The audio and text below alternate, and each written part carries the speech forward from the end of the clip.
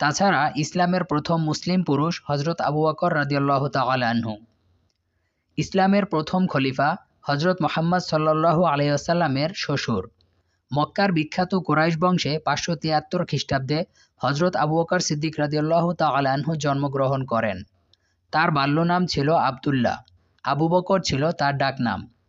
ইসলাম গ্রহণ করার পর তিনি সিদ্দিক বা সত্যবাদী এবং আতিক তথা দানশীল খেতাব লাভ করেছিলেন। আবু বকরের পিতার নাম ছিল ওসমান, কিন্তু ইতিহাসে তিনি আবু কুহাফা নামেই সুপরিচিত ছিলেন। তার মাতার নাম উম্মুল খায়ের সালমা।